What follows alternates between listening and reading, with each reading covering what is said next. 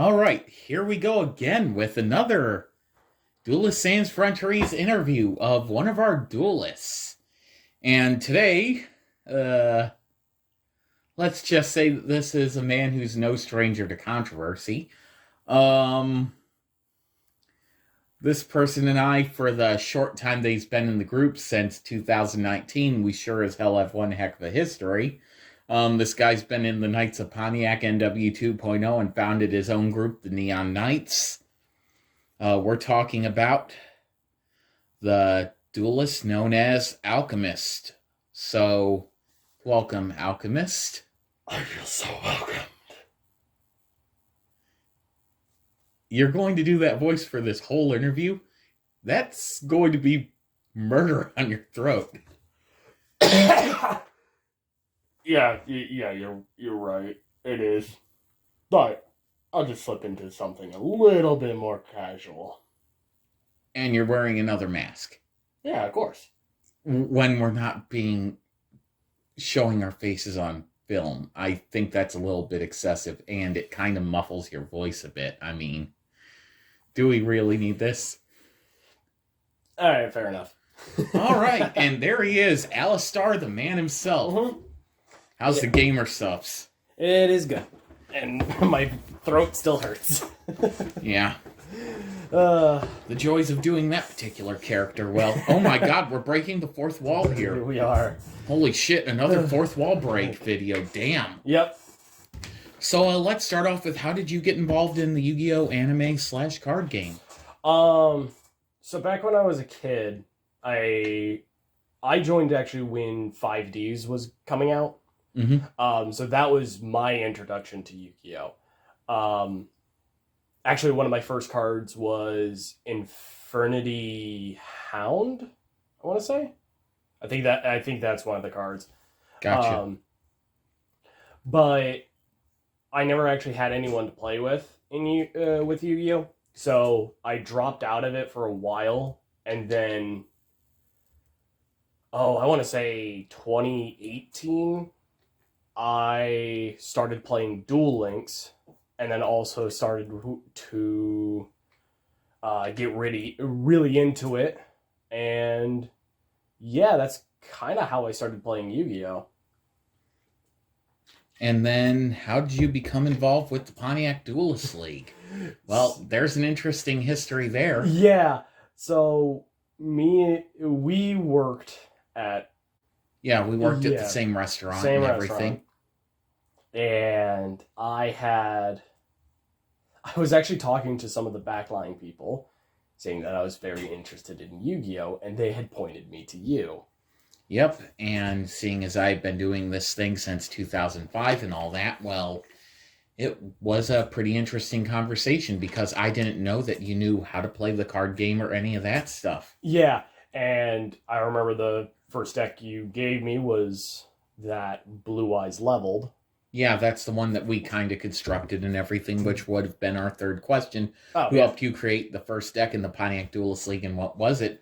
It was a Blue Eyes Armed Dragon level deck and everything. We got the deck for like $80 in total, which was actually pretty good price-wise and everything. I mean... Well, yeah, and especially that, like... Because I remember that having Black Rose Dragon... basically all of the Blue Eyes fusions back then. All the support with it, too. Having the Fang of Critias in there. Right, yeah. With that support. Yep, I had Fang of Critias in there. I think I had Five-Headed Dragon. Yes, you did. Yeah. And Dragon Master Knight. Both those were in there. Yep. I can actually pull up the list if you really want me to. I actually have it saved on this computer. It has been a very long time It has been a very long time. Like, that deck, it was a very interesting take because we both wanted to kind of do something that no one else had done. Yeah. Card-wise and everything, and it's like, why not do a Blue Eyes level deck? I mean, that seems like it would be something completely different. Yeah. It had Obelisk, it had Chaos Max, Blackluster Soldier, 3 Blue Eyes, 1 Blue Eyes alternative, because the price of that thing at the time was like $20 for just one card. Yeah, because I think at that time... there was a Blue Eyes meta deck, I want to say. I'm thinking there might have been still in the TCG or OCG at the One of- time. yeah, one of TCG those. most likely. Yeah. Horse of Black Flame level 8, 2 Yep. Armed Dragon level 7s, Dragon Spirit of White, Armed Dragon level 5, 2, Horse of Black Flame Dragon level 6 and 4, Eclipse Wyvern, Armed Dragon level 3, Mask of Darkness, Whitestone the Ancients, 3 Pet in the Dark Clowns, Magician of Faith, Whitestone Legend, Maiden with Eyes of Blue. Yep. Magics were Burst Stream of Destruction, Card of Sanctity, Chaos Form, Dragon's Mirror, Heavy Storm, Level Modulation, Monster Reborn, Super Polymerization, Fang of Critias, Melody of Awakening Dragons, 2 copies of Level Up. Then Barrel Behind the Door, Breakthrough Skill, Ceasefire, Crush Card Virus, Imperial Order, Jar of Greed, Loop of Destruction, Mirror Force, Return from the DD, Ring of Destruction, 7 Tools of the Bandit, and Tyrant Wing. Yep. And then your extra deck was as follows.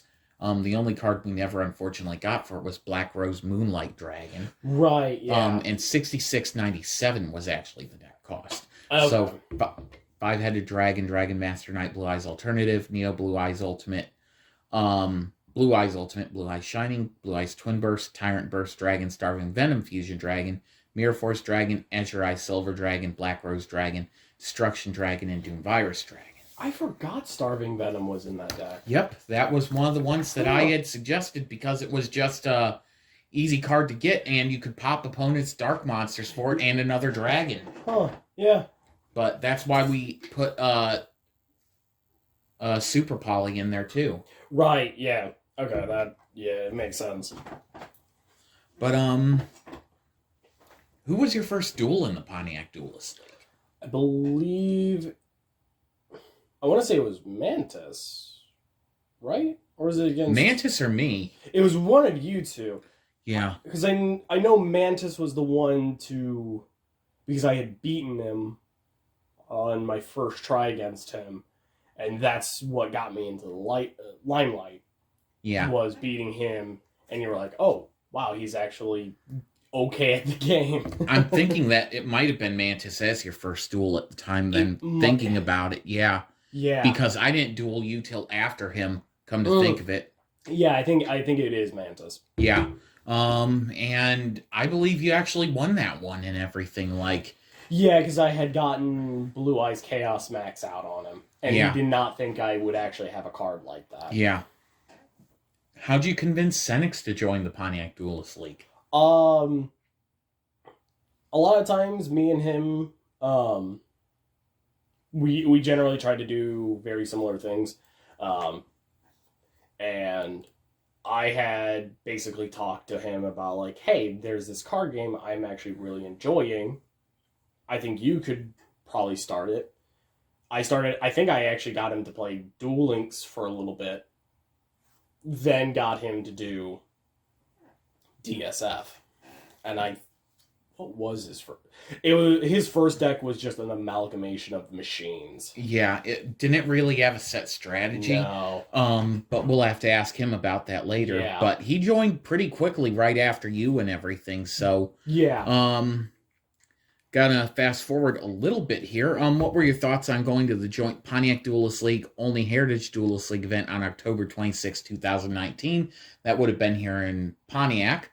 Red Mist had come up from Olney, so we had the tournament there to crown the Intercontinental Champion, and we also had the Battle Pack thing, but we'll get to those a little bit later. But what were your thoughts on the event, just being invited to it and all that stuff? It was actually really exciting because I had never really been in an active group like this where they actually like hosted events.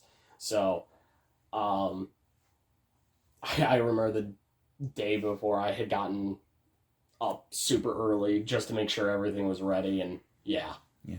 What were your thoughts on the Battle Pack 2 and 3 draft duels at the event?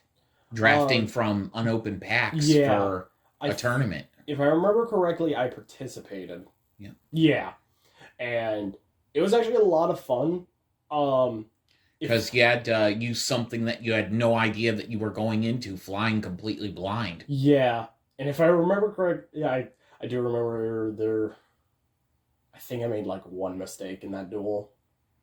Both you and Senix actually participated in that one because we thought he was moving to Missouri and not coming back, so... Yeah, and that was his going away thing for then at the time. I don't remember if I went to go and win that. I think you won one of the duels, but I don't think you finished. Yeah, I don't think I went first. No. But I remember because there was one card that I got, and I think it was the Ice Dragon. I think it's like White Ice Dragon or something like that. Which is especially in a pack duel, it's actually a really good card. I know it does something. It may white back row, I want to say. Something like that. And because of that, it was a really powerful card to get out, but I just never could get it out sometimes. Yeah. But Savril, unfortunately, wasn't able to be at that event, so the world title wasn't defended, as we all know. But what were your thoughts on winning the Knights of Pontiac Hardcore Championship at that event and everything? It was kind of cool. Had no idea what it meant to actually hold one of the belts at that point in time. Especially something like the hardcore belt, which is a very... It's hard to hang on to that. It's hard to hang on to it, and it is a very weird one to try to hang on to. Because it is it's a completely different beast now. Yeah, it is. It truly is a completely different beast. Yeah. So, and you would end up losing the title just 10 minutes after you'd won it to Trash Compactor, so unfortunately it wasn't a long tenured run. No. But it was the start of, Oh, yeah. your career. What were your thoughts on defeating HollywoodBigBoss to win the Duelists Sans Frontières United States Heritage Championship on November 6th, 2019? Because that would be your actually, I think second championship. Yeah, I think Senex was there. Yeah, he was. Yeah. He was there too. Yep. I think it was a triple threat, wasn't it? It was a triple threat, and I had won because of a combination of Barrel Behind the Door and... Ring of Destruction. I think it was a Ring of Destruction, Barrel Behind the Door, and 7 Tools of the Bandit. Because I think someone tried to negate it, and I had negated it. And you had a counter-trapped Savvy on it. Yep. And it was really funny, because I think it was you who tried to Obelisk everyone. Mm-hmm. I had tried to destroy Obelisk. Which that wouldn't work. I think you did it on your one of your monsters, because I tried to Obelisk, but your thing would go through first. Yeah, I tried. So that would end the duel quicker than my effect would. And yeah, it was a lot of fun. Because I do remember the Obelisk part, but you won because your part of the chain resolved first and game over. Yeah. But yeah, that does sound actually pretty right, because I think I tried to 7 Tools and you 7 Tools mine, so it's like, well, he was ready for it. It was a good one. What were your thoughts on winning the... what were your thoughts on the Knights of Pontiac Hardcore Championship series of duels between yourself and Mantis in November of 2019? Because you would hold the U.S. Heritage Belt for 17 days before losing it to Executioner. Right. But then you would start a series of duels against Mantis pretty shortly after that, dueling for the Hardcore Championship. Right. What's weird is that those sets of duels, I don't remember fully. Mantis got the title November 9th because Trash Compactor no-showed and it was vacated. Yeah. He retained it, had it for 3 days. Then you beat him, had it for 17 minutes. On the 12th, Mantis got the championship back, had it for 2 days. And then on the 14th, you beat him again. Right. That series that started between you two, that was... It was really fun. I wish I could remember those duels in full, but... It was really competitive between you two. It really was. I know that. I remember where we were, but I just could not remember exactly what... I was obviously using the Blue Eyes Leveled, because at the time, I want to say that was the only... That was the only deck that you had, because it wasn't until... later on. A little bit later, yeah.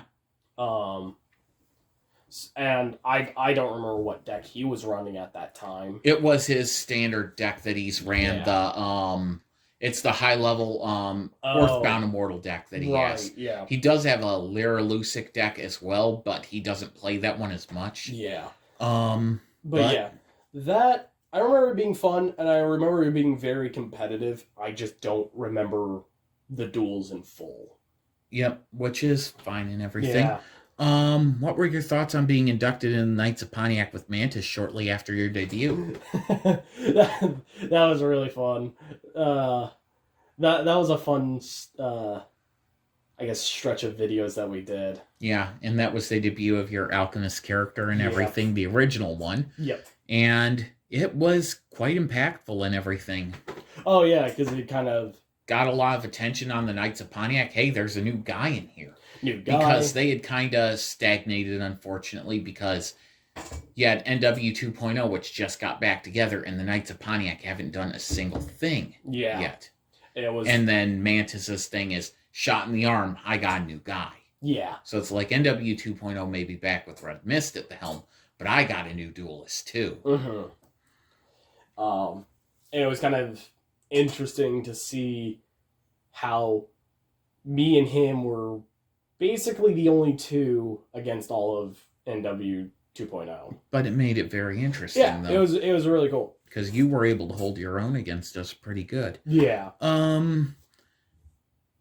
Guess the next one, why did you decide to switch from your Blue Eyes Armed Dragon level deck to an Element Saber Element Lord deck? So what's funny about the Element Saber, or Element Saber and Elemental Lord deck in particular was that was the deck that I actually ran in Duel Links before I even joined the group. Yeah. And as I recall, the original variation of it didn't have an extra deck and everything. Yeah, because at the time I didn't have I didn't have one of my ace monsters. Quite yet, but... Yeah.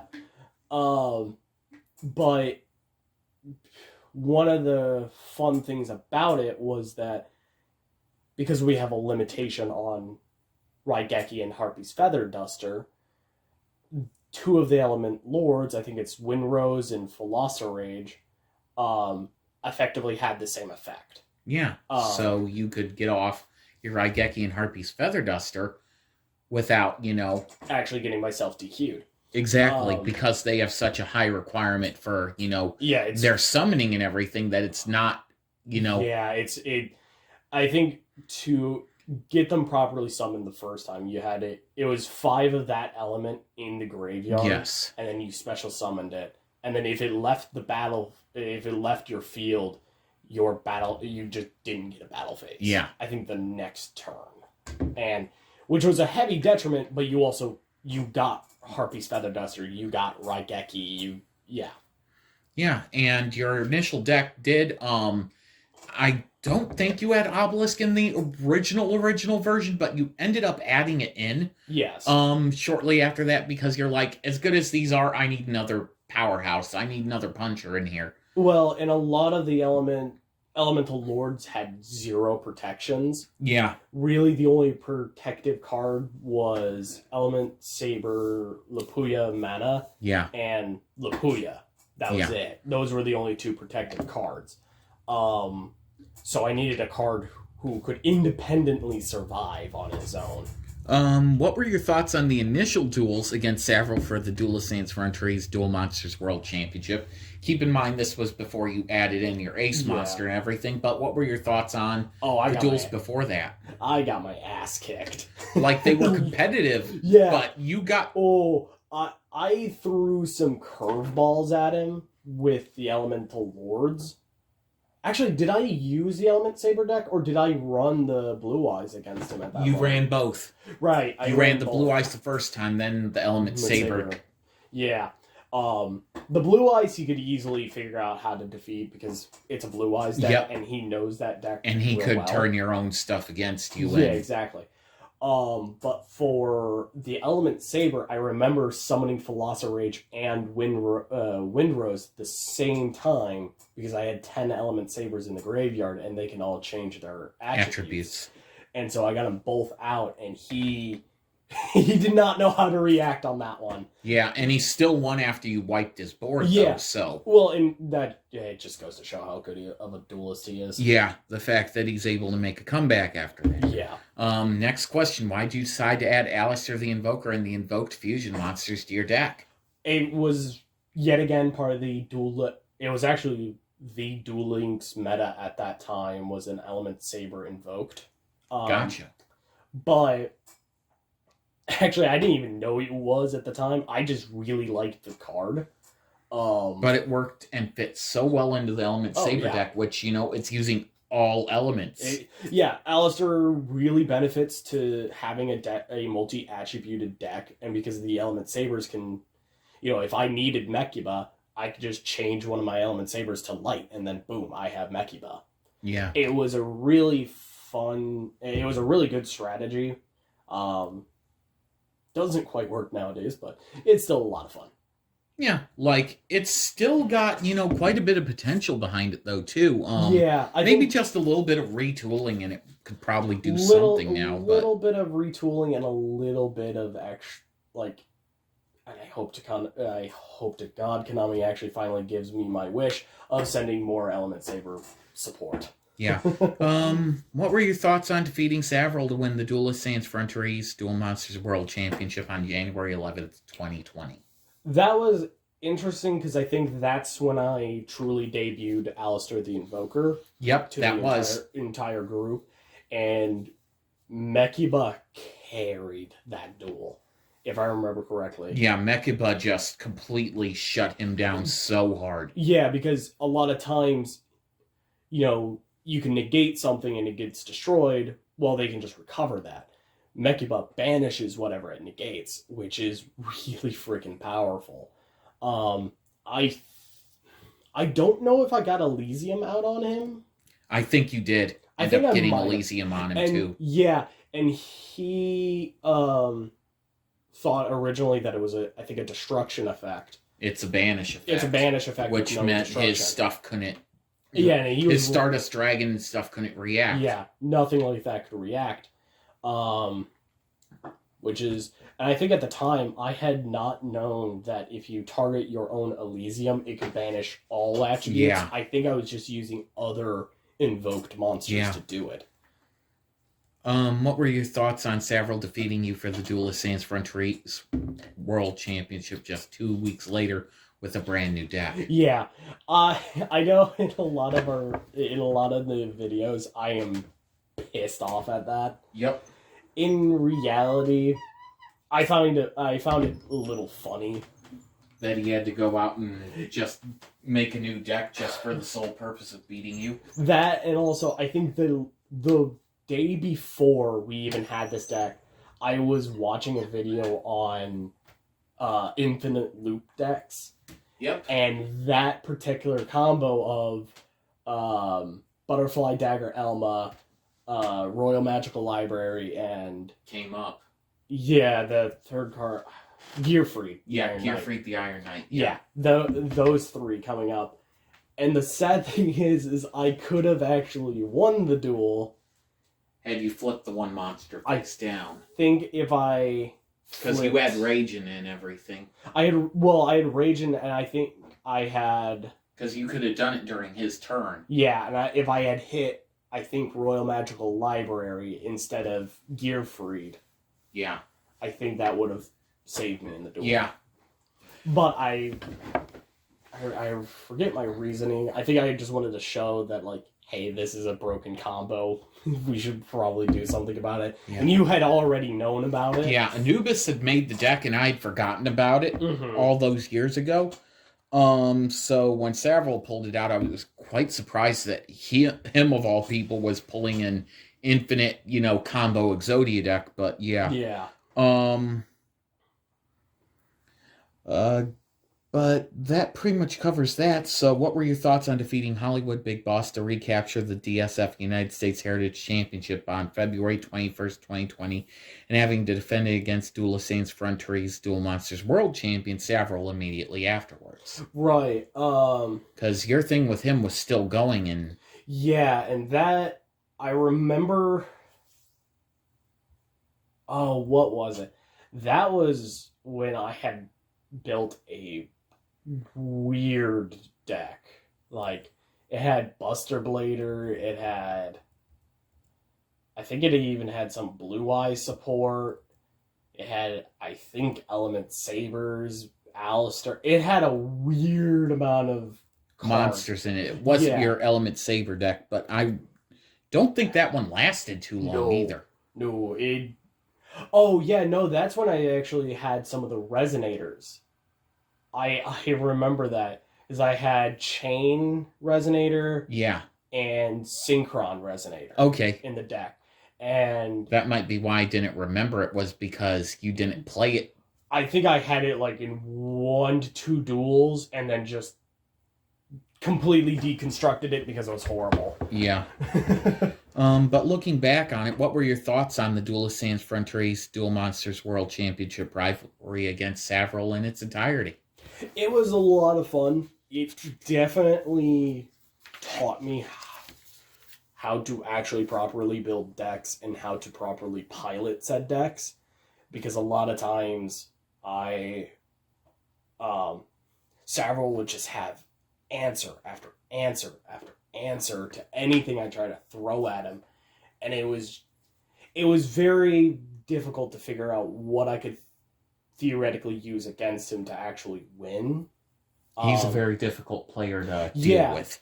Very. Yeah, it was a great teaching moment for me, because at that point in time, I had no idea how to structure a deck. I could like you had my knowledge in how I structured decks, and I somewhat followed those guidelines, but at the same time, I just didn't understand like what specific cards I would need for in the deck, and like understanding like what is an engine card, what is your playmakers, all that sort of things. So, next question. What were your thoughts on switching sides from the Knights of Pontiac to NW 2.0? Why did you do that? Did I do that? Was it just because Mantis wasn't participating as much, or... Right. Yeah. If I remember correctly, it was mostly, Mantis was just... He was not at a lot of the events with us. And most of the time, it was just me against NW 2.0. And it was... It's like you're going in with no backup for storyline purposes. Well, it's only making sense for as good as you are, having defeated Savril in the past. It's like, we're going to pull you into our group, because it's like, we'll make our group look stronger, then we'll do something else with you later on. But for the time being, it's like, it didn't make sense to leave you just hanging out there, you know? Yeah, basically by myself, not knowing what to do for literally anything. Yeah. Which is fair, because that was kind of a mutual decision, I think, on both of our parts, that, you know... Yeah. Why did you change decks from the Element Saber Lord Invoked to Invoke Shadal? Right. So the Shadal structure deck had released, and you were like, hey, you need to get your hands on it. It has super polymerization already in the deck. You should try to play it. And at the time, I think I had an extra copy of Alistair. Yep, that is correct, because you ended up with 3 eventually. I eventually got 3. So all I had to do was just move around the invoked monsters from one extra deck to the other. And you had 2 working decks just by switching extra decks from one to another. Yeah, I think the only main deck card I had to move was Invocation, and that was it. Yeah, because that one was pretty hard to get a hold of at the time, and English, it was like a $45 card and everything. It's like, holy shit. Yeah, it was such a heavy meta card, and it was hard. Because it went from being like a very low value card, because I remember buying one off eBay for $2 before that, but then once it hit the meta again, it went through the fucking roof. Yeah. So I ended up actually getting a bunch of Japanese invocations. Yeah. I gave you one. Red Mist got one Japanese one English one off of you. And then I have one for the deck that I had changed over to an Evoke deck, which is my Fortune Lady. Yeah. That was, and I remember playtesting it a lot, and it was... That Shadal deck was a nightmare to deal with. Well, and it was so good at stalling. Yeah. It could build a wall that just... you couldn't do anything against. And... Very true. It did self-mill a lot of the time, but then all of a sudden I would just have all my cards back. Like, it just kept... recycling and milling and... Yeah, it was crazy. It was a lot of fun. I have the rough, structure of it still to this day, so... Now, to give a bit of perspective on this next question, when we rebooted NW 2.0 with Red Mist, Executioner was not involved in it. He was kept unaware storyline-wise and everything, and he's just unaffiliated by himself. He's pissed off that he was left out of this whole thing. And then you end up switching sides back to the Knights of Pontiac, and you get Executioner, who's unaffiliated, in with you and Mantis. Right. So, what were your thoughts on taking Executioner into the Knights of Pontiac and his subsequent betrayal, joining NW 2.0 and what we did with that? That was one of my favorite moments because it kind of was this opening to my character in particular. Because before it was just, I was angry at Savril. But that was but not really, Yeah, I was just kind of this mysterious, like, he's there, he's different, we don't know anything about him, but we know he can go. Yeah. He can duel, but we have no idea who the hell he is. This added a layer of conflict to that. Well, and, the whole idea that he could convince Executioner to go against NW 2.0, but then... just get straight betrayed. And then have his, mask ripped off and... then have a proper reason to go after them. It kind of made it easier for me to particularly really play into that. Yeah, and we just actually had the character go away for a little bit and everything, too. We did the whole reboot, but we'll talk about Alchemist and the change that happened after that, but... yeah. Back to real world now, what were your thoughts on participating in Extreme Elimination 26 teaming with Cyber Phantom on March 14th, 2020? Right, yeah. That was a tag team one, so... That was the tag team one. That one was certainly rough. Red Mist definitely did not hold back any of his punches. Because at the time, he was rocking his... Element Dragon... No, not his Element Dragon. It would have been, I thought... he didn't play the Element Lord deck at that point in time. Okay.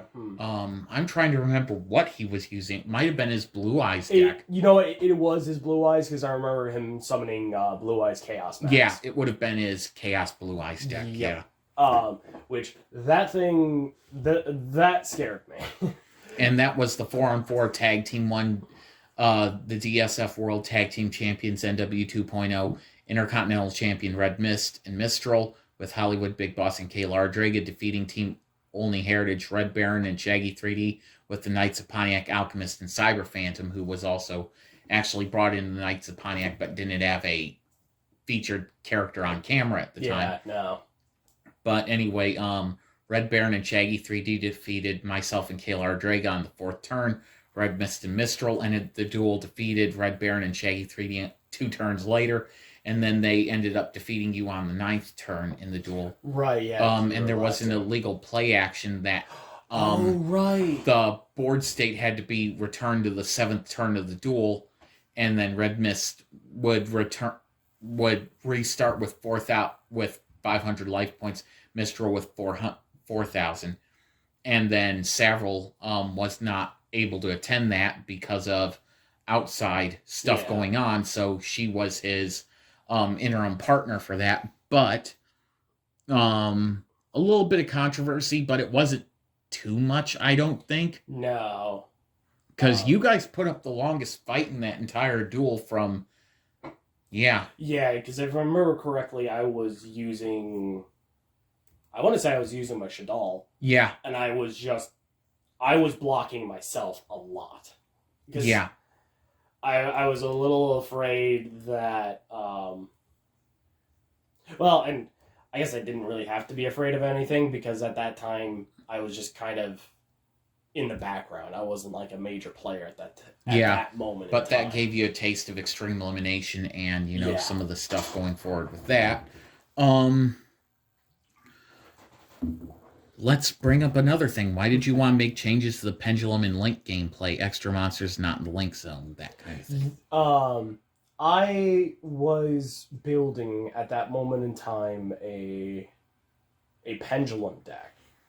And by our rule set, that's a little bit harder than normal, because it was a problem from back in the day when we're like, this is too fucking much. Yeah. So we're like, okay, you have to tribute both monsters in the Pendulum zone to Pendulum Summon, and then you do it between those two scales. And they go on top of the extra deck, and then you have your field full of monsters. Yeah. And then restricting that you can only do one monster in each Pendulum zone per turn. So yeah, you couldn't replenish your Pendulum zones. Yeah. I had brought up the fact that a lot of Pendulum decks, for them to properly function, needed at least one of their cards to stay in the Pendulum zone. And we were like, no, that's a big problem. We don't want to have that. Yeah. Like, we had bad experiences with, the game being not just broken, but overly broken with that. And if I remember correctly, one of the problems was Zark at that time. A little bit, but not really. There were other cards that were more problematic. The Dynomist deck, as you saw, that one's very problematic. Yeah. And that's one of the decks that I have, and for me to say the deck that Red Mist built that he gave me is problematic, like, that's an indication where I'm like, this thing's too powerful to, It does not help that Infinity is in the deck, and Infinity is just Cyber Dragon Infinity is just an amazing card. Yeah. But I had basically brought up the fact that the way we had Pendulum set up was purely unplayable. It was rough to even try to play them, but I wanted to push towards at least. I was keeping in mind, if we were going to get new members, they would definitely probably be younger than us, and they would probably be more geared towards the summoning mechanics they saw on TV. Yeah. And, well, I don't think Arc V was the most modern Yu-Gi-Oh! Series. I think V Reigns was out at that time. Yeah, it was. Because Link Monsters was out. But I also had brought up the fact that Pendulums now need Link Monsters and their Link Arrows to be even able to do anything. Mm-hmm. And so Pendulum Monsters, with our restrictment and Konami's restrictment, made them borderline unplayable. So we did have to make the one change where you only tribute the one monster in the Pendulum zone, and then for Link Monsters, whenever they're summoned, they're just played in the Link Monster zone and everything. So if you reborn it, it goes in the Link Monster zone. It does not go into the main board at all. And then you can Link summon, and then it goes in the bottom zone or wherever the arrow points and that stuff. You have to go. You have to follow the Link arrows. Yes. Which I know there's talks about doing something else more with that, but we'll move on from that. Yeah. Why did you we already did that one. What were your thoughts on defeating Kalar Draga for the NW 2.0 Intercontinental Championship for the first time on August 16th, 2020? Right. Because it took that title wasn't only for the longest time. Red Mist had it for a good chunk of time, from October until, sorry, I'm trying to find my 2019 list here. From October 26th until December 31st, he had it. Shaggy 3D got it, then Red Mist got it back, then Shaggy 3D, Red Baron, Red Mist, Shaggy 3D, Red Baron, and then Red Mist, and then it was vacated in Richmond, Indiana. Right. Then Pontiac Duelist League got it back finally, and then Kayla Drake eventually got down to the belt, and then you got it on the 16th. Yeah. She only had it a day, and then you managed to get it. That duel in particular was... I did find out that, like, wow, that Shadal invoked... Because I think I was using the Shadal invoked in that duel.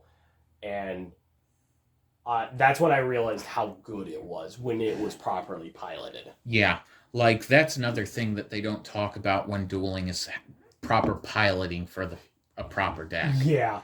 Like, you have to be able to pilot it. Certain people are not capable of playing certain decks because of their play style, and that's a hard thing to get around and get through to some people. It's like, I know you love this deck, but it'll never work with you because you can't properly pilot it. Yeah. But that was a big win for you, actually. It was, because I think that was the stepping stone to get me back into the, like... world title picture and everything. Yeah. But something else happened, after that. But I'm going to ask you a question before that. How were you introduced to Remix? Funny enough, it was through D&D. Me and another online friend, me and him were doing basically a 2-player campaigns just to do it, like, just to play D&D because we were bored. Eventually, we finally got one other person. That person then brought in 2 other people, one of them being Remix. We started playing, had a really fun campaign. Me and her started talking privately, and just hit it off right then and there. And the fact that she's from Sydney, Australia, well, that's quite a bit of distance. Yeah, a little bit. Which brings us to our next question. What were your thoughts on losing the NW 2.0 Intercontinental Championship to Remix on September 7th, 2020, and breaking the previous distance record between duelists with 9,174 miles apart? That one was a fun duel because... And honestly, I wasn't expecting her to win that one either. Yeah. The funny thing is that you and her at that time were playing very similar decks in the form of she was playing a Magician Girls. And... Gotcha. Yeah, she was playing Magician Girls and Dark Magician.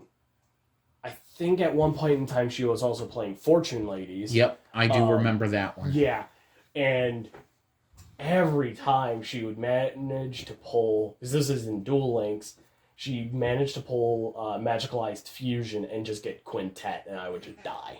Yeah, Quintet's fucking brutal. And especially in Duel Links, where you only have 4,000 life points. Yeah, it's an instant kill. It's a literal insta kill.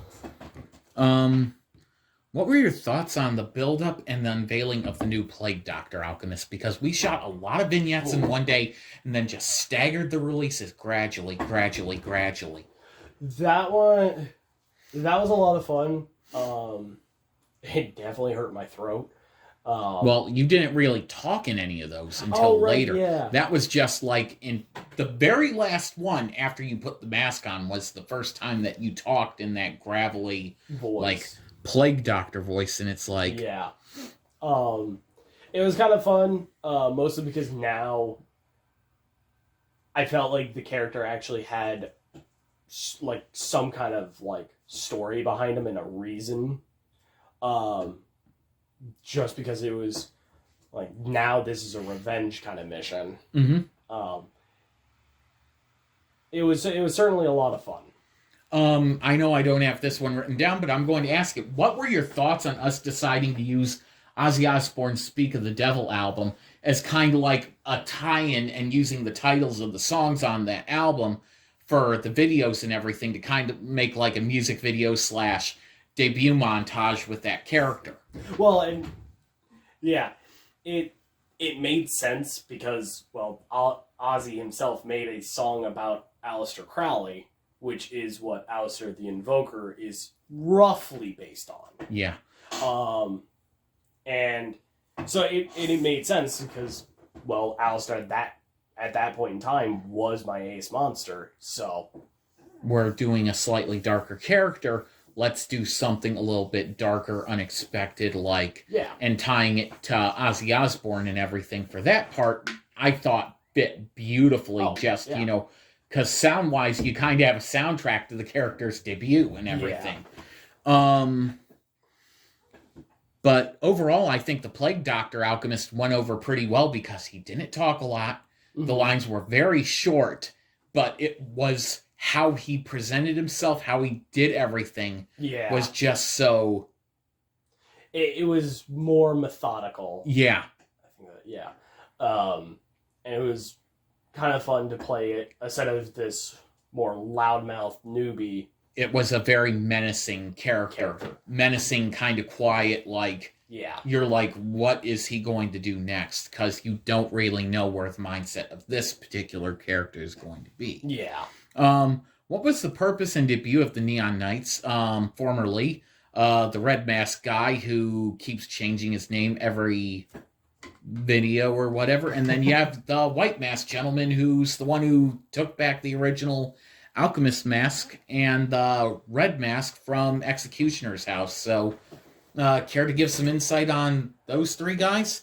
I know, what was it? Formerly would sit in the corner of some duels. Yeah. Just sit there. I just remember the one event that we recently had, and only it would have been last year, September or October, and he just sat in the corner and didn't duel, and he was just shaking the entire time, and I'm like, are you okay? Not much to say about the others. They're there. They don't... Sometimes I wish they would duel, but whatever. Will we see them duel? Potentially. If I whip them into shape. What were your thoughts on winning the DSF World Tag Team Championship with Cyber Phantom on November 14th, 2020, defeating Red Mist because he had been partnered with Savile? Savile no-showed, so Red Mist went in by himself. Right. What were your thoughts on that? That one was a tough duel. Even though it was a 1v2, Red Mist is never to be taken lightly. Actually, going on to that subject, November 4th, you would actually win back the NW 2.0 Intercontinental Championship from Remix and everything. And then that same day, on the 14th of November 2020, you would lose the Intercontinental Championship back to Red Mist. Yes. What were your thoughts on that one-on-one duel where he managed to defeat you for the Intercontinental title? That one was rough. Because at that point in time, I think I was trying to move away from pure fusion decks and really try to shape a deck to my playstyle. Mm-hmm. And that takes a long time, unfortunately, as I learned. But I was trying to move further and further away from fusions because I just felt like it wasn't purely for me. I loved playing fusions, and I still play fusions some here or there. But when that duel in particular, I remember just going, I need to switch it up a little bit. I get you. What were your thoughts on defeating Executioner to win your second Duelist Sans Frontières Duel Monsters World Championship on December 14th, 2020? That is when I believe I debuted the Draco Slayer deck. That might be accurate, too. The 60 card? Yeah, the 60 card with just an amalgamation of cards. It was Draco Slayer, Invoked, Blue Eyes, Magic Key. Was Magic Key out by that time? The Japanese ones were, I think. Yes. Yep. I had the Magic Keys in there and the rituals. And I think that was it in terms of all the different cards, or at least archetypes. Yeah, and you did really well. You started the year off winning the world title early on. Yeah. And then you lost it after only having it 14 days. And then here you come in again and you win the world title to end the year. Yeah. So how do you feel about, getting back to the world championship? It was nice because it finally felt like it felt like I was actually pushing forward in the group instead of just staying a little stagnated. Yeah. And now that I had a deck that could actually throw down with Red Mist and Executioner, I actually had a lot more confidence in my dueling. What were your thoughts on losing the World Championship to Kaylara Drake on February 26, 2021? I remember that one. She, I believe, was the first one to actually figure out how to beat that 60-card deck. Yeah. I think if I remember also correctly, my opening hands were just bricks. Garbage. They were just bricks. Yeah, that's the one that I'm thinking of where you just absolutely, it's like, here, have a brick. And she just got, literally everything. And I believe that is when I started that is when my hatred of Judgment of the Pharaoh and Herakathy came about. Because if I remember correctly, she just kept hitting Judgment. And she kept hitting Herakathy at the perfect times. Like, god damn. And the only time that you're not able to stop her is that one duel. That one duel. The one that actually mattered. Yeah. Like, all the other times you were able to work around it and beat her. But it's just like that one mistake was, just enough, yeah. Yeah. So I covered that one. What were your thoughts on defeating Kaylara Dragus, Senix, Red Mist, and Executioner to an Extreme Elimination 27 on June 5th, 2021? If I remember correctly... That was the one and only. Yeah, that was the one and only. We had been talking... I had switched up the 60-card deck a little bit. You added the Winged Dragon of Ra on it, definitely, because everyone would sphere mode you. Yes. And it's like, okay, I gotta do something about this. Yeah. Well, that, and also, at that time, I had Dark Magician of Chaos and Red Resonator in the deck. Yep. And there was the combo that, because at that time... you could infinitely respawn Dark Magician of Chaos. With Monster Reborn, yes.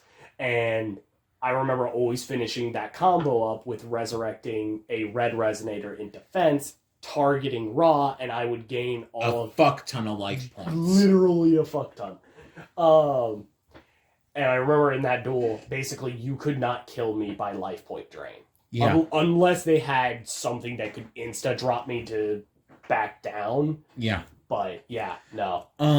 But why was the reason that you made that 60-card deck? Because being such an amalgamation of different things, Invoked, Magic Key, Draco Slayer, Resonator, Blue Eyes Chaos Max, and the Winged Dragon of Ra, there's a lot of shit in there. Like, that's a lot to unpack. So, care to give some insight on that one?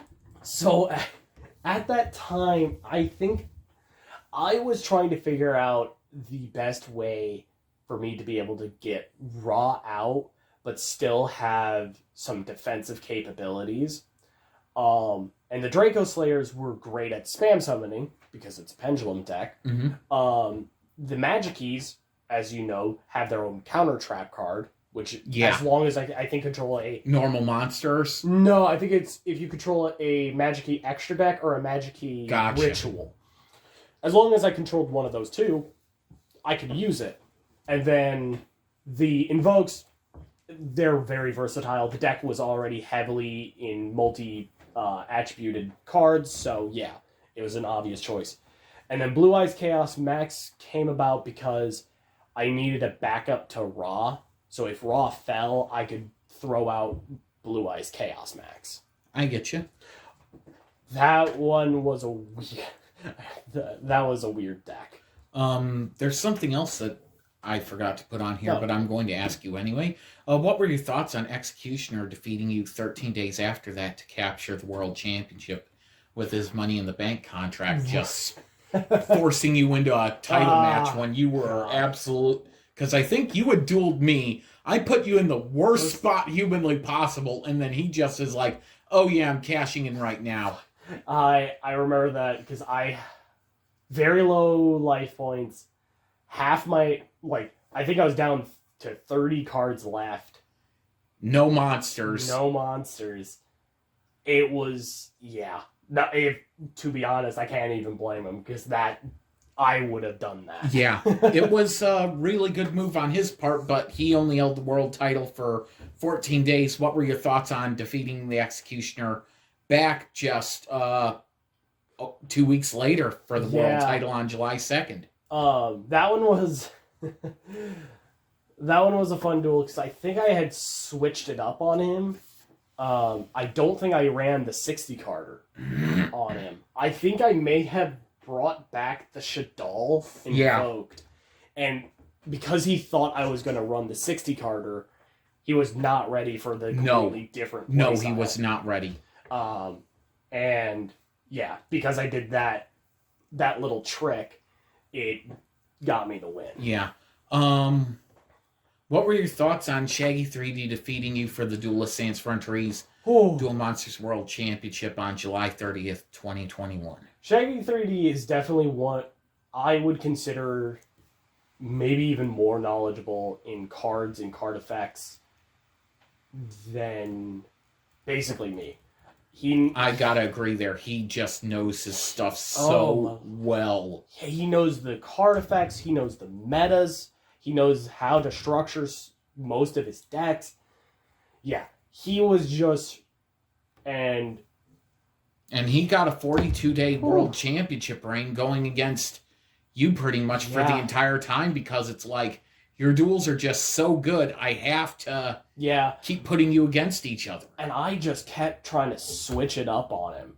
Because at that point in time, I think I threw Infernities at him. I threw a lesser... I think I skimmed it down to a 50-card deck version of that 60-card deck. And he was running, what's that rock strat? Yeah. Adamanticators. That one. Ooh, that one was rough. Because it's like, you can go through 60 cards in one turn of your deck, pretty much. And he knows exactly which cards he's getting. Because you don't need, with that deck style, you don't need to draw cards. You pick up top cards, and then all of those let you keep doing it. And it's ridiculous when you can go through a 40-card deck and then just be like, oh, I want to pick this card. Oh, I want to pick this card. Oh, I want to pick this card.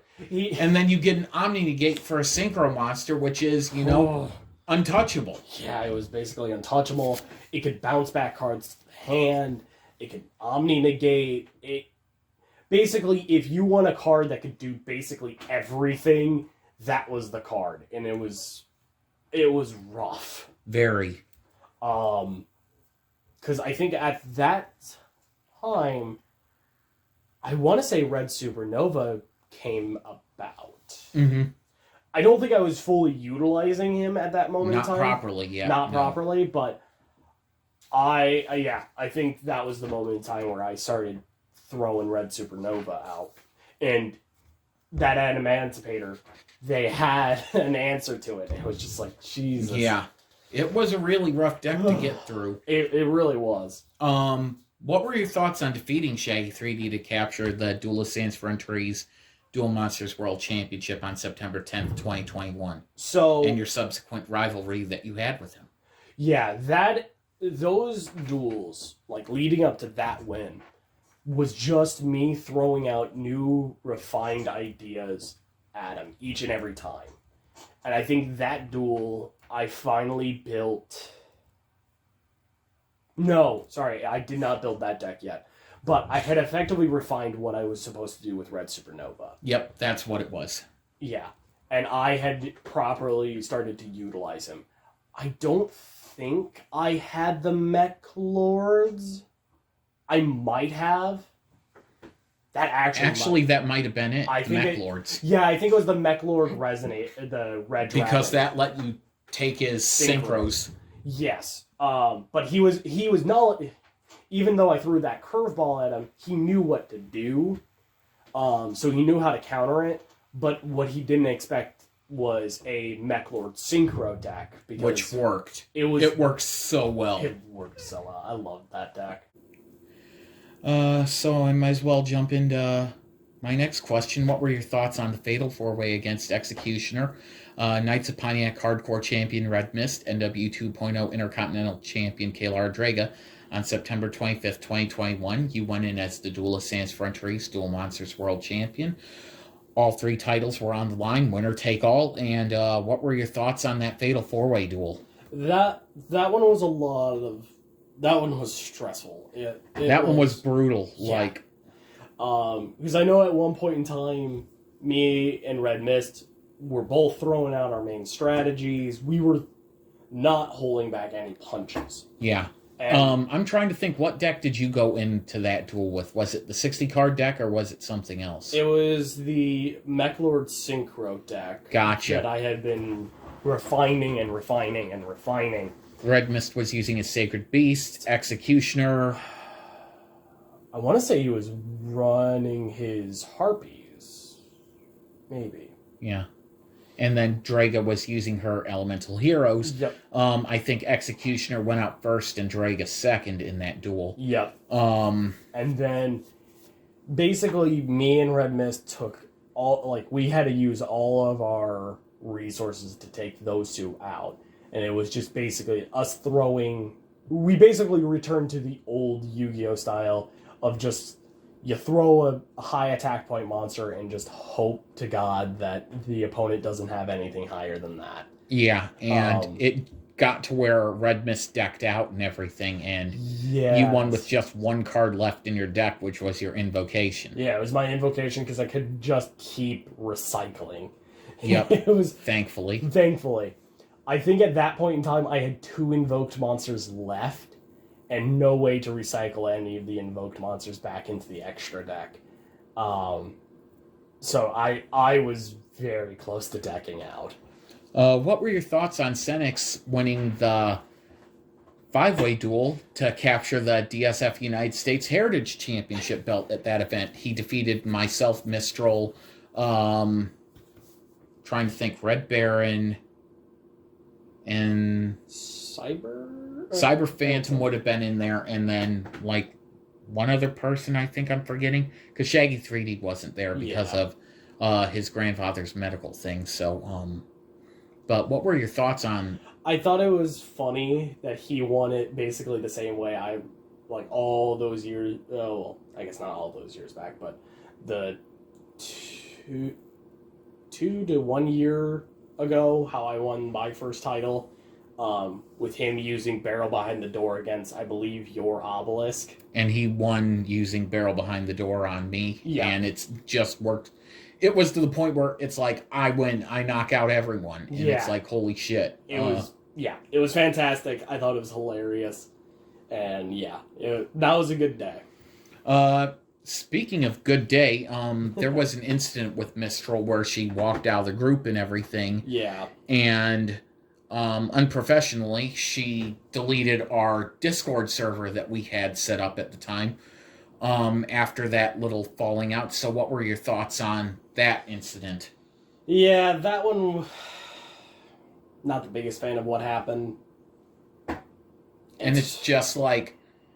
It was just so unprofessional. It's like she was trying to make Duelist Sans Frontières about something that's not about dueling. It's like, I get it, but what does this have to do with Yu-Gi-Oh? What does this have to do with dueling? Yeah. It's like, I don't care what your sexual orientation is. I don't care what your religious background is. Yeah. We're here to play a card game. We're not here to, Yeah. We're not trying to change the world. We're here to play a card game. That's it. And it's just ridiculous that, friendship ended over, someone being childish. Yeah. It was stupid, but whatever. Okay, and then next thought, what were your thoughts on finally winning the Duelist Sans Frontières World Tag Team Championship with Senix on September 25th, 2021? That one was... I thought it was hilarious because... I ended up being Red Mist's replacement partner, and unfortunately, I bricked hard. Yeah, and you had brought out the legendary Dragon of White. Yep. And I was trying to wait to get a match win. Yeah, I was going for Supreme King Zark. Right, yeah. But I fucked up. Because at that moment in time, we had built up our board, and I remember it going, or Senex had a way to wipe the board. It was one of the Cyber Dragons. Yeah. He could basically send all cards to the graveyard. Yeah. But I was like, hey, hold that card real quick. I'ma try something. I think I used Change of Heart on White Dragon. Yeah, you did. And then forced Red Mist to activate a monster effect or something. And then you read Supernova. I read Supernova'd it. Both your guys' fields got wiped. And we're just wide open. And wide open. Senex attack multiple times to drop you just below that 3,000 life point mark. And then I attacked with Legend. Yeah. And then that's what won us the duel. It was... Yeah, you killed me with my own match winner, and yeah, that was... It was really funny, and it was one of those situations where it's like, you had no idea I had Change of Heart. Yeah. Like, and it just works so well that you were able to take my own match winner, yeah. Which I was trying to go for Zark, but I figured, you know what, this thing has some protection on it, and it didn't work. Yeah. Now to another question, which I think you'll find interesting. What were your thoughts on the influence of Master Duel on Duelists Sans Frontières game meta? It finally allowed us to all have a online version of the game that where we can use for reference for card effects and stuff like that. Card effects, we can actually now start to build decks for each other and figuring out how to improve certain decks before we even buy the cards. Yep. It really started to speed up the process in which people manage to modify their decks. Yep. Which I think is perfectly, it's awesome because it finally, there was no longer this long stagnation of just you're playing against the same old decks every single time. You're constantly changing your deck, and that's the one thing that I've noticed. It's like you have the same deck for like a few months, and then it's on to the next thing. Well, and mostly because I have the opinion of it's fun to try new strategies, and once you've kind of gotten the hold of it, you can keep playing it here and there, but I like trying to try new strategies out, trying to throw some new curveballs into the group, like, heck, trying to throw a complete Link deck into the group, which... Still, the Boral Rocket deck? Yeah, that Boral Rocket deck. Still a work in progress, but I think it was a lot of fun. Maybe not for everyone, but... might bring up my next question. What inspired you to change your Blue Eyes level deck into a Magic Key Blue Eyes deck in October 2021? So, what was really interesting about those two archetypes is... Normal monsters? Yeah, it was purely normal monsters. And with it, Blue Eyes could get some the base Blue Eyes could get some very needed support from an outside archetype that focused around the normal monster playstyle. And it worked very well. It worked really well because it was a light monster, while the main Magic Key normal monster was a dark monster, allowing for some chaos plays as well. Yeah. And it was... Yeah, that one was a lot of fun. I do want to try to see if I can improve it even more, but yeah. What caused you to want a custom Duelists Sans Frontières Duel Monsters World Championship belt and leading into the debut of the Fiend belt? The Fiend belt. We both were talking about how... We were Alchemist is a character. It's like a darker character. Yeah. It needs to have something a little bit more. And we both agreed on he should just have his own custom belt. Because... And the thing that came to me was the Bray Wyatt belt. Yeah. At the time, it was a very expensive belt. And then Bray Wyatt got released from WWE, and then they cut the price down to $235. Yep. And I jumped on it, and you're like, yeah, I'll pay you back and everything. It took me a while, but yeah. Hey, that's fine and everything. You paid me back. Yeah. You kept your word, so, and you have the belt now. So Yeah. what are your thoughts on the belt now that you have it and that Alchemist used it for the part of his 275-day run as world champion? I think it was one thing that the Alchemist needed was just his own custom belt to really show how independent he is of NW 2.0. He'll still participate in those events, but he wanted his own personal belt. His own personal representation of the world title. And that being said, though, too, will the Neon Knights also be using that belt as world champion, or will they be using the regular one? Or are you unsure on that one? It probably is going to be a maybe on that one. It just depends on the person? Yeah, it just kind of depends on the person.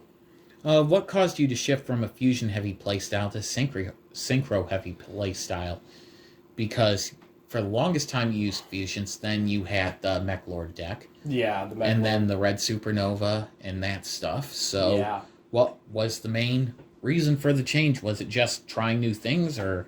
At first it was just trying new things, but also it was kind of a nice little callback to what actually started me on Yu-Gi-Oh!, which was 5Ds. I get you. And Synchros was the new hot thing. And I had always fallen in love with Synchros. I have always wanted to try to incorporate Synchros in most of my decks. It was just, that was my favorite play style, because it was, a lot of times Synchros could just keep building off of one another.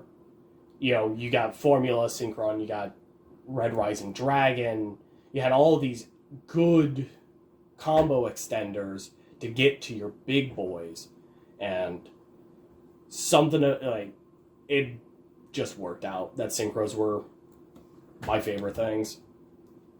And with Red Supernova in the deck, and focusing a little bit heavy on the Red Dragon Archfiend play style, it was a lot of fun. Makes sense and everything. Yeah. What were your thoughts on the debut of Azarath the Woodsman and Dr. Dwarf? Right. So Azarath the Woodsman, it was really funny because he, at that time, well, actually still to this day, he was playing a Cyber Dark Cyber Dragon deck.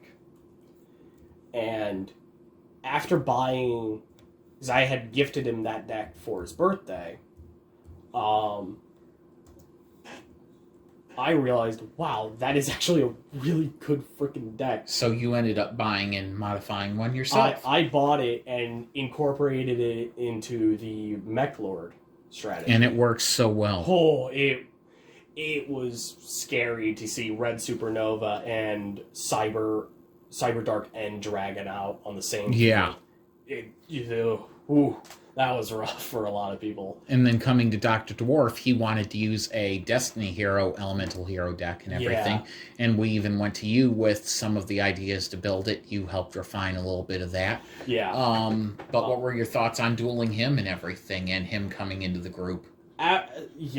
He, after kind of learning the fusion style, like fusion play style of that deck, and just really hammering out fusions, because that's what you do with Destinies and elemental heroes.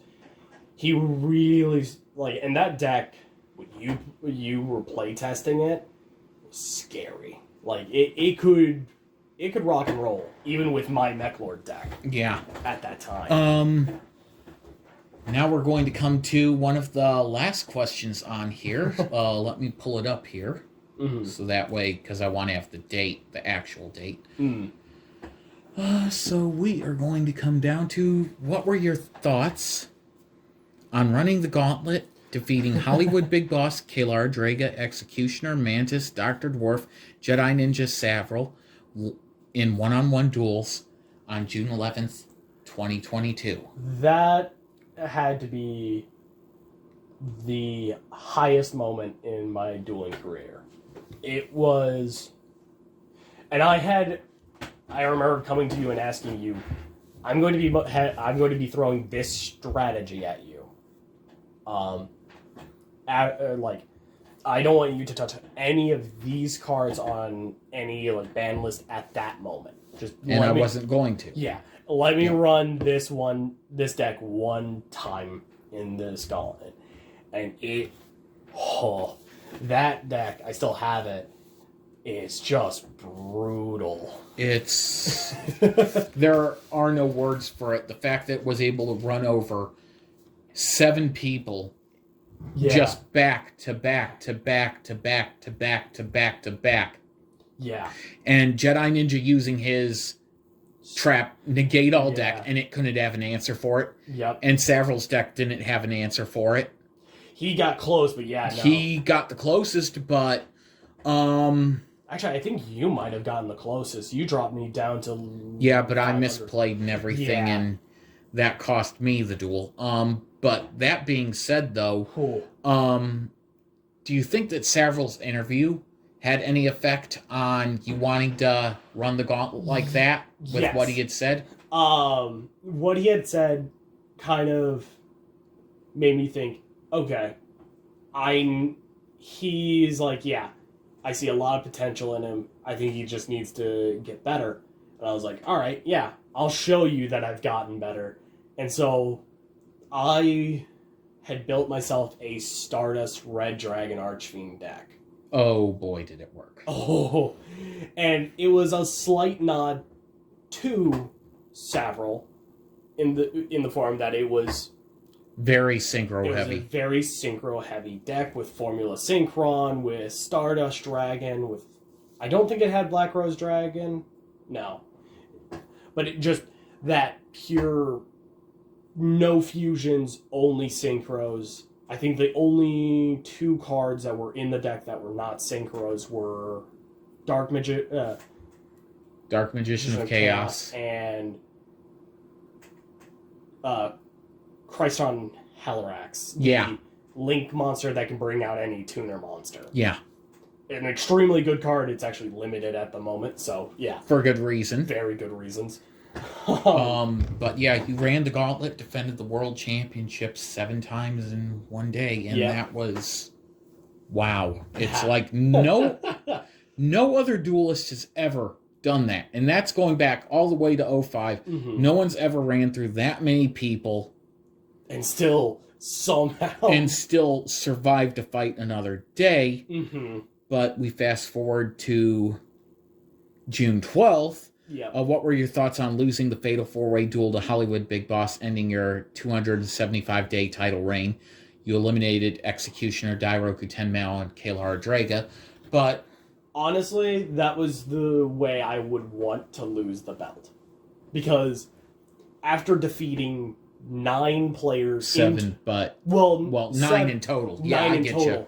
So, 9 players in total and dropping you to your last 500 life points was the way I wanted to go out. And I didn't make the mistake in that duel that I made in the first one. I just sat there and let you deck out. Yeah.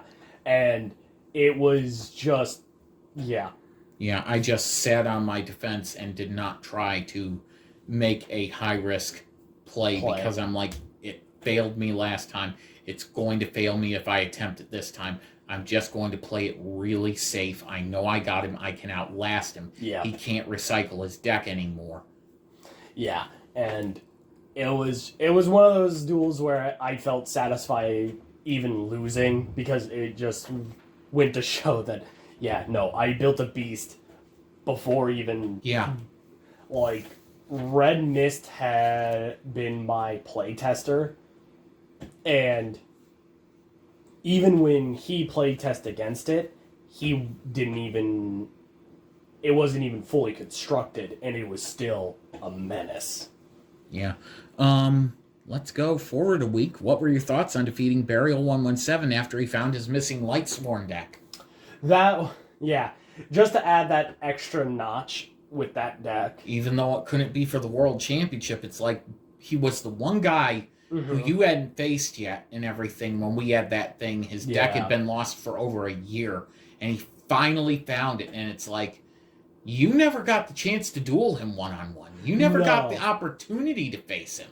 Yeah, and luckily for me, I had played against other Lightsworn decks. He definitely had a different kind of playstyle with it, but way different. I at least knew the baseline mechanics behind it, so it was very interesting to see that playstyle up against that Synchro heavy deck. But it was also kind of neat to get that last 10th notch on it. Yeah. Now, let's go on to the Duelists Frontières United States Heritage Championship. As many people know, Senex won the championship September 25th, 2021, and everything in that fatal four-way duel, ending Mistral's career, essentially, because she never appeared again. And then he would lose the championship to Remix on January 18th, 2022. And it wasn't until July 25th that you would manage to defeat Remix. Yes. What were your thoughts on ending her 188-day reign as Duelists Frontières United States Heritage Champion? It was interesting as we had both went in with our best decks in Master Duel. She ran a Dragon Maid deck. Gotcha. That I actually helped construct for her. Just kind of like giving like tidbits of information about like, hey, you know, maybe throw in these cards. And I was going down with my pure Red Dragon Archfiend deck. I had thought about throwing my Tri-Brigade Gladiator Beast deck, but I had decided against it and thrown Red Supernova at her. It was a very fun duel. It actually went back and forth quite a bit. But then after getting Red Supernova out, it was basically lights out.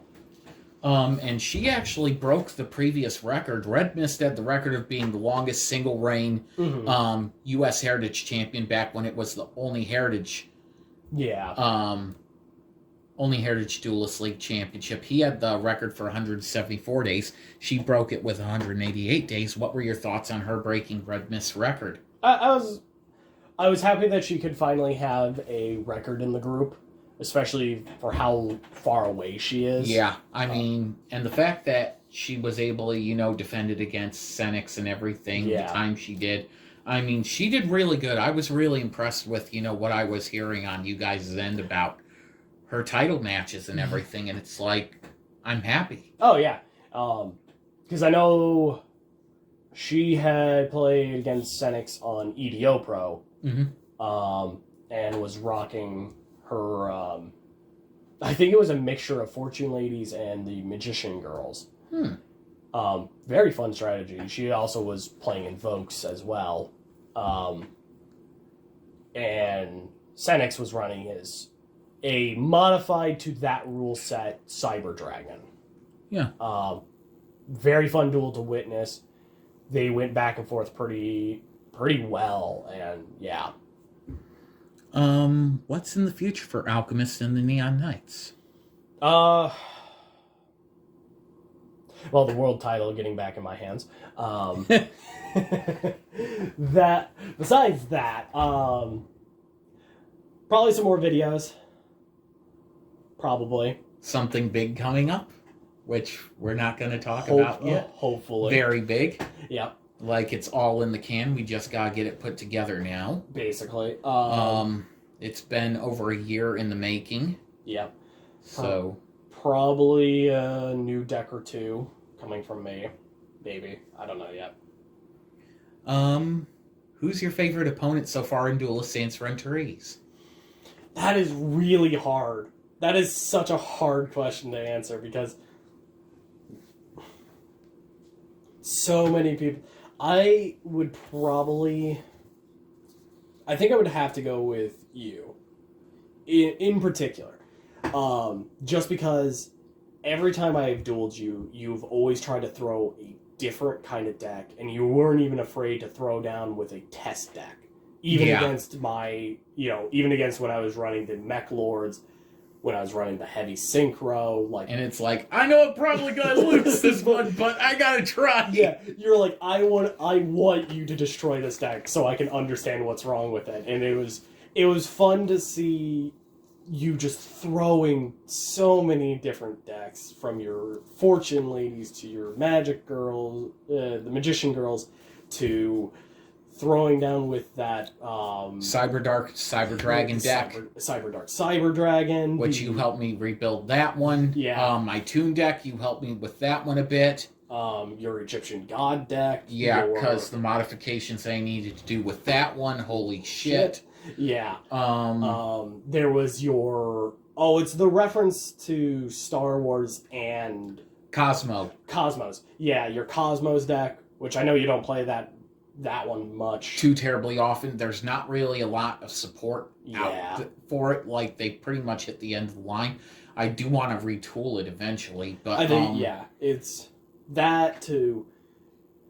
you just You helped Executioner retool his Dragon deck into a branded Blue Eyes deck, which I think is going to be beautiful. Yeah, that one will run. And we're doing Invoked in one of his other Blue Eyes decks. Yeah. And we got a Thunder Dragon Blue Eyes deck, which we're also working on. Yeah. Which, oh boy. There was also Kayla Rodriguez decks that you would play test a lot. And we need to work on our hero deck again some more because it needs to be updated. And I'm just going to ask this one because we hadn't planned it, but what the hell? Who do you think is the best duelist in the Pontiac Duelist League, and who do you think is the best duelist in the Only Heritage Duelist League currently? So, currently, hands down from the Only, it's Red Mist. There's just no debating it. He knows his cards, he knows how to build stupid strong decks, and he knows how to pilot. Shaggy 3D being a very close second. Yes. Shaggy, hands down, probably second. He knows the card game, he knows the meta. Yeah. It's... Sometimes those two can go toe-to-toe with one another, and it is fantastic to watch. Here, that one gets a little rough, because I don't view myself as the best duelist in our group. But at the same time, after running that gauntlet... Yeah, it's hard to argue. It's hard for even myself to argue that fact. Yeah. Sometimes, it's you right next to me or Executioner right next to me. Some days it's Executioner, some days it's you, some days it's me. Like, it flip-flops between us three. As of today, you've held the Duelist Sans Frontières Duel Monsters World Championship 5 times... for 404 total days. The DSF World Tag Team Championship 3 times, once with Cyber Phantom, 2 times with Cynics, for 175 days. The NW 2.0 Intercontinental Championship 5 times for 48 days. Currently, you are the Duelist Sans Frontières United States Heritage Champion for the 3rd time for 34 days. And Knights of Pontiac Hardcore Championship 16 times for 73 days. And been the winner of 1 Extreme Elimination. What are your thoughts on this career retrospective? Oh, just looking back at it has been just so much fun to, have all of these different ways of dueling, different ways of, thinking up of different decks and understanding their limitations from, okay, this is a great one-on-one, but horrible on multi-way duels. Or this deck is amazing in multi-ways, but it sucks so hard in one-on-ones. Yeah. To hell, even at that little bit of time of designing my own archetype. Yep, which, hey, hopefully you'll get back to that and everything. I do want to get back into that would be an interesting thing to kind of be our own version of boss play at, our events. But go ahead with what else? It was just, to winning all, just some really cool events. It was it's been a fun career, and luckily, no heavy drama has really hit the group. So Yeah. Like, we've had no major issues. We had one little blow up, and then that was it. That's it. Yeah. So I'm going to go over your World Championship wins. January 11th, 2020, you defeated Savril for a 14-day reign. What was your thoughts on that first reign? It definitely... I almost somewhat wish I had almost lost it just so that I could learn learn from it a little bit more, because winning, I just didn't understand the weaknesses to the element sabers at that moment in time. But besides that, it was a lot of fun to win. December 14th, 2020, defeating Executioner for your 74-day reign. What were your thoughts on that one? At that moment in time, I felt ready to actually be the world champion, even though I was kind of that, third placeman. Yeah. At that moment in time. June 5th, 2021, defeating Executioner, winning Extreme Elimination, 13-day reign on that one. Yeah, that one. That one was same thing as the last one. Felt like I was ready to be in that position. I wanted to prove that I could be in that position. And you went through quite a few people to prove it. Yeah. July 2nd, 2021, defeating Executioner for a 28-day reign. Yep. At that point in time, it was kind of nice to be flip-flopping the belt between me and Executioner, because it was a nice... You two were pretty even. At that point in time, yeah. And even now, we're pretty even, so it was just like, to have someone just go... It, kind of humbled me each and every time I got a little too hot, little... Hot-headed or big for my britches. It was nice to get humbled. And then September 10th, 2021, defeating Shaggy 3D, and then your 275-day reign as champion. Yep. And beating Shaggy and securing the belt the final time. And then the Fatal 4-Way that followed it. And just every single one of those duels and those major events that I had to defend it on. It was kind of like that's how I wanted to go. That was my favorite reign at that moment. Gotcha. Okay, now we're going to go on to the Duelist Sans Frontières report card. Oh boy. Oh boy. I'm gonna be so bad. You're going to be grading Duelists. Yeah. Alrighty. Alright, let's start off with Hollywood Big Boss. Oh, just A's on the board. From mentoring me from the very beginning, to showing me how to structure decks, to your personality, you've been leading the group for forever now, and yeah. Your playstyle is always fun to play against, even when it's not even your main deck, for the most part, how to pilot it. Yeah, there are a few mistakes here and there, but, that's just going to happen. So, all right. Yeah. Thank you so much. Kalar Draga. Definitely A on personality. She's always been more of an upbeat, kind of throwing... yeah. In terms of dueling, I think it's more of a B to B+. She knows how to play the game. I think most of the time it's her deck that just needs to be updated.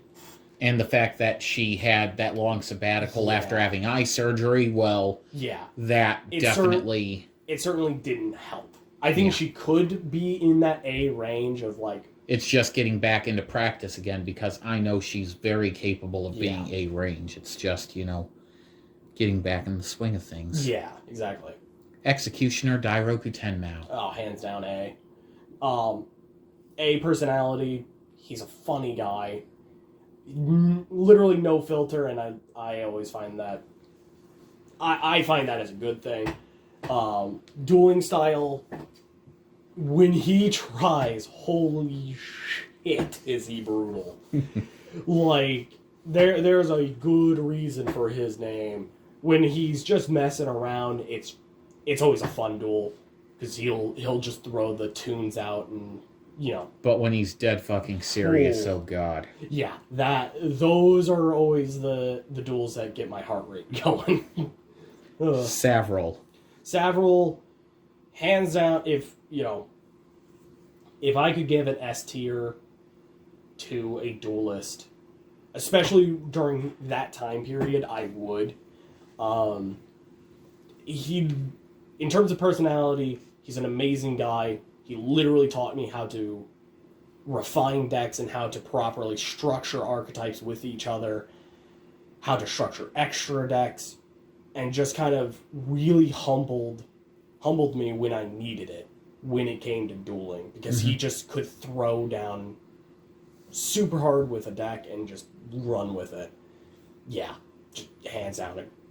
I would say definitely A to A+. Mantis, he's a great guy. I would definitely give him more to a B+ to an A on personality. His dueling style can be a little rough at times.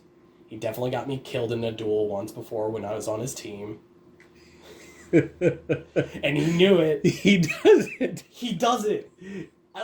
I love him to death, but like... He's the ultimate team killer. He's the ultimate...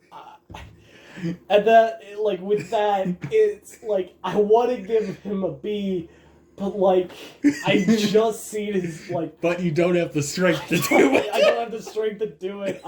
I gotta give him, like, a C+ to a B-, that range. I know he can do better, but god damn it, he just throws some things that boggles the mind. Ren Hakusho. From the Knights of Iowa. Right. Ren was fun to duel against. She definitely... It was neat to see a player learning the ropes and, getting accustomed to Yu-Gi-Oh! And with a deck that... they're not familiar with. They're not And familiar. you even helped Ren build up that Cyber Dragon, Cyber Dark deck, because it's like, you need to add this into your deck. Yeah. Like, there's no debate. You need to add this in. Yeah. And I could show her all the different cards that she would need in the deck, and it was amazing. Yeah, so great on dueling and personality. Personality-wise, pretty much a B to... I would probably throw her to a B, mostly because I didn't get to know her that well. Mm-hmm. But dueling-wise, I could see her going to B+ to even that low A range. But from what I saw, it was definitely a C+ to a B-. And personality? That was the... okay. Yeah. Gotcha. B+. Probably could have been higher if I got to know her better, but yeah. Senix, he's literally my best friend in real life. Yeah, literally an A tier on that one. Dueling wise, once he understands his cards, he can be scary. Like, hands down. It takes him a little bit to understand it, but once he does, oh boy. Oh boy. So I would definitely throw him in that B+ to A- range. I know I'm throwing a lot of B's and A's, but yeah, no, he was definitely... I would probably throw him in that A- range. Remix. A little bit of a bias here. That's fine. So yeah, A for personality. Wow, what a surprise. Your girlfriend. Yeah, exactly. Dueling wise, she is definitely around the same level as Senix. I love watching those two duel. I think they're at that perfect, they can go back and forth all the time. So definitely that A- to B+ range. Gotcha. And then the next one is Cyber Phantom. He's a great guy, hands down. I feel like I'm a broken record at this point. But yeah, great guy. So A for personality. Dueling style or dueling capabilities, he struggles. He can definitely struggle with it, but at the same time, he wants to duel the way he likes dueling, so I can't even blame him for that. Yeah. But it's mainly more practice is needed to improve. Yeah. So I think he could definitely hit the higher ranges, but for now, unfortunately, I kind of have to throw that C plus to C range. Gotcha. Dr. Dwarf. Dr. Dwarf, I don't really know him that well personally, so I can't fully grade him on that. From what I can tell, yeah, he's more of like I could definitely see him in that B to A range. He's very upbeat, always funny to be around, always exactly. cracking jokes. Yeah, it's hilarious to be around him, so I would definitely, for right now, I would definitely put him at that B to A. And then playstyle, you've dueled him a couple times. Playstyle, what do you think? I think he could especially with that deck, he could definitely get to that high B to even that high A. Because that deck is quite terrifying. And maybe with a little bit more refining, maybe. It's a scary deck. I think it's just right now a piloting issue, which that can be resolved. Yeah. So right now, unfortunately, I do kind of have to throw him that C plus range to low B, but I definitely can see him going higher. Azarath the Woodsman. Azarath the Woodsman, funny guy, Senex's brother. So definitely B plus to A range in personality. Dueling grade, I would definitely put him at that B minus. Yeah, I would put him at that B minus. He's still in his development. He still is learning the game. Maybe to that C plus. Yeah, probably actually C plus right there. All right, and next one, Jedi Ninja. Jedi, he was fun to play against. He's a great guy. He was. He definitely the one. I really didn't duel him that much. Yeah, I think I only had that a couple duels with him, not many. Most of the time it was multi-way, and I think I only had one. That one-on-one duel with him, in that gauntlet. Yeah. But besides that, he did really well in the gauntlet, so definitely that B range to B plus. Personality-wise, A. All right, Burial 117. Burial 117. Lightsworn. Right, yeah. He's a great guy. Funny to be around. Don't know him too well personally, so probably that B range. Dueling style. Very unique. Very unique. I gotta give him props for that. So probably I would say high B, so probably B plus. Yeah. Next one, Trash Compactor. That would be Jedi Ninja's brother. He's the one who ran that strict hardcore deck. Hardcore. I think you only had that one interaction with him. Really only one interaction, so it's kind of hard to give him a grade. That's fine if you can't really... I can't really grade it, because I didn't really get to know him, and I only had one duel against him. I never had a problem with him personally and everything like that. His dueling was, he knew how to pilot that one deck. I don't think he knew anything beyond that, but... Yeah. Next question, Red Mist. Hands down, definitely the best, except for maybe Shaggy 3D. Shaggy 3D. But yeah, between those two, he's definitely one of the best to come from Olney. He's a great guy. Literally A's across the board. Yeah, literal A's across the board. Next one, controversial, Mistral. Mistral. Ugh. It's rough. Her dueling was good. I will give her that. The Monarch deck was... It did what it was supposed to do. Yeah, it did, and she knew how to pilot it. So I can't grade her too low on that. I would probably throw her in that B to B plus range. Mm-hmm. But... The personality just negated all that. The personality-wise, definitely needs some time growing up. Yeah. Yeah. That's the main thing. I definitely probably... Yeah.